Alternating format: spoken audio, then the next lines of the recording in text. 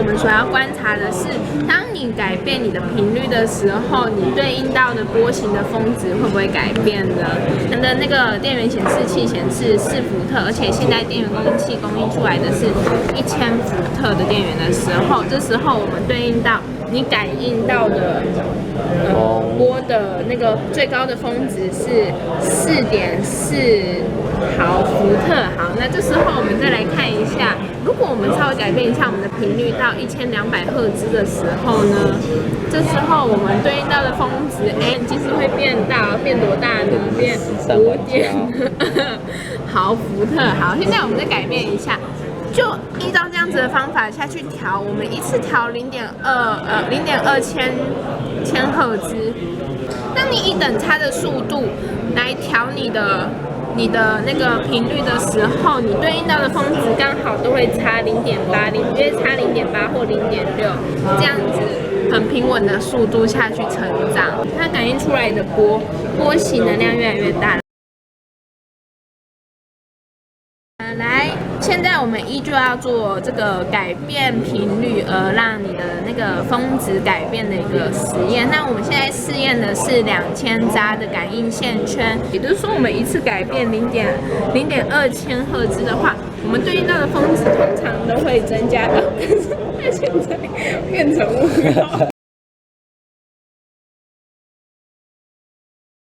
由于侦测线圈杂数变为原来5倍。所以需要再并联一个电阻，接着就重复400扎的实验步骤。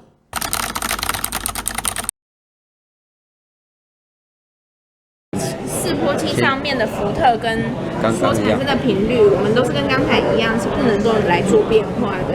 那我们要来讨论一下，当你有不同的距离的时候，你所对应到的峰值是不是会改变呢？好，那现在我们的起始峰值是35.6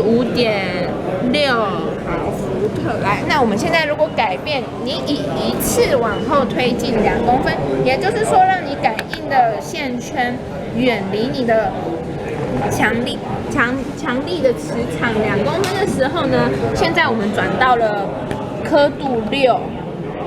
也就是说，我们离预设值有2公分之远。好，那这时候我们来看一下，我们对应到的峰值呢，会变成34.0毫伏特。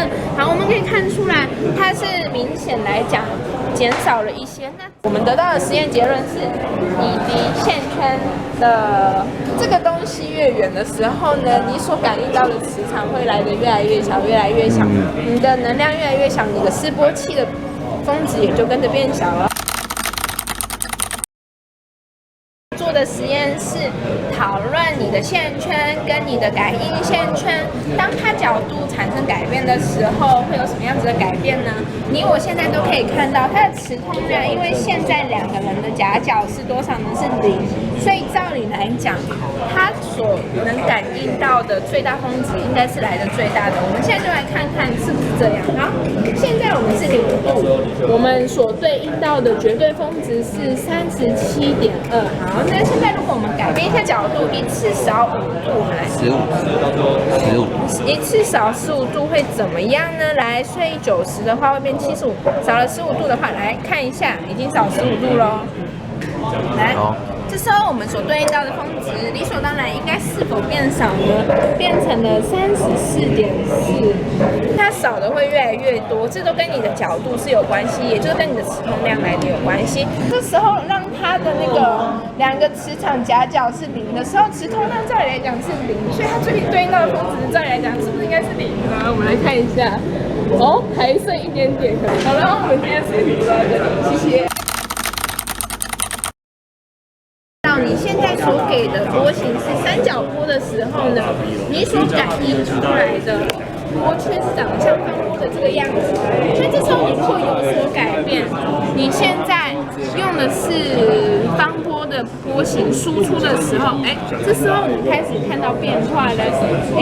它感觉你所感应出来的波形，感觉会变得越来越像正弦波跟之前的方波有一点点不太一样，甚至趋于一条线。